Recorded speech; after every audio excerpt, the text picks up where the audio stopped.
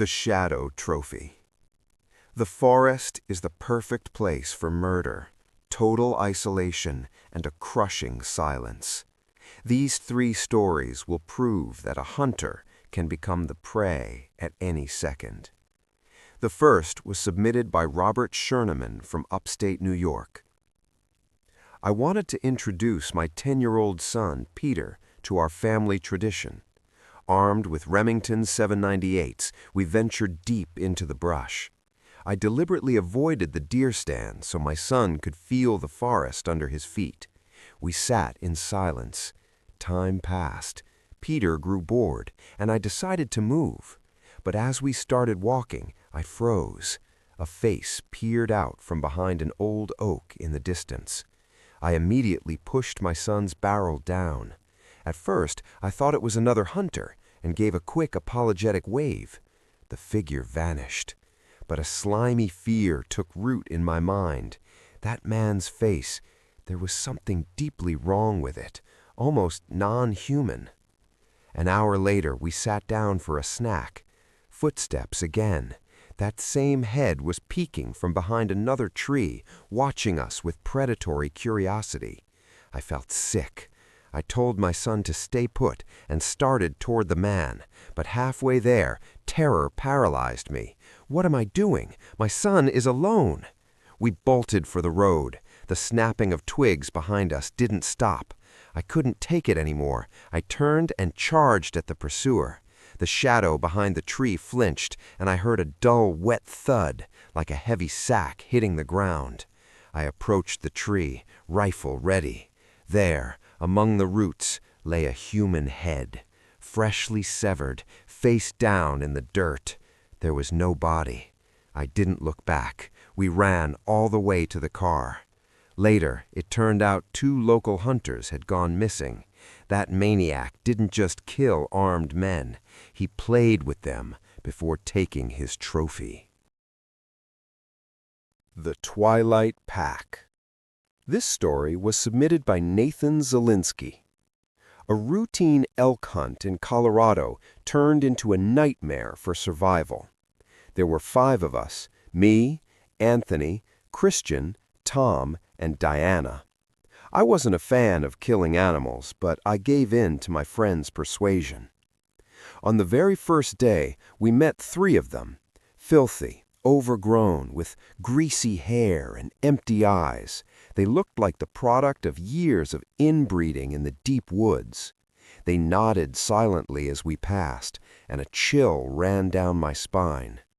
That evening we grilled a deer, and at dark we retreated to our tents. I couldn't sleep. Suddenly I heard footsteps outside. Our tent's zipper slowly slid down. I shut my eyes, feigning sleep. Someone peered inside, lingered, and zipped it back up. Thinking Tom and Diana were playing a prank, I waited 5 minutes and crawled out to scare them back. Approaching their tent, I saw the flap was open. Inside, 2 of those filthy freaks were hunched over Diana, injecting her with something. I screamed so loud I tore my vocal cords. My friends burst out with rifles, firing into the air. But the worst part came next. When the shots died down, we saw shadows emerging silently from behind every tree and bush around the camp. There were dozens of them. They just watched us before dissolving into the darkness. Tom and Diana were drugged, and we had to endure the most terrifying half-hour of our lives, waiting for them to wake up. We ran through the night forest, feeling the eyes of an entire cannibalistic clan on our backs. They only let us go by some horrific stroke of luck. The Dragging Bag. The final account comes from Jared, the sprinter. Night hog hunting in the woods behind my own backyard. What could go wrong? I had a tower and a night vision scope. I was waiting for a beast, but something else appeared in my lens. A man in a black hoodie was dragging a heavy, stuffed sack across the ground. My breath caught. I was clearly witnessing someone hiding a corpse. At one point, the stranger stopped and slowly raised his head directly toward my tower.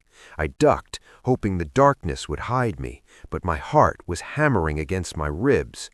Suddenly, I heard a sound that turned my blood to ice, a heavy thud on the bottom rung of my ladder. The tower shuddered. Another step, another. The creature was climbing up to me, but halfway up, he jumped back down and continued dragging his cargo deeper into the woods. I sat there frozen for 10 minutes before racing toward my house.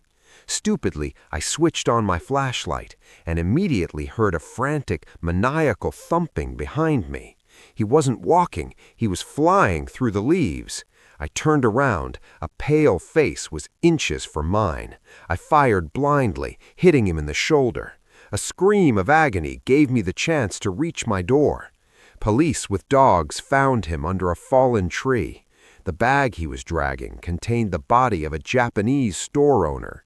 I survived, but now every time I hear a twig snap outside my window, I reach for my gun.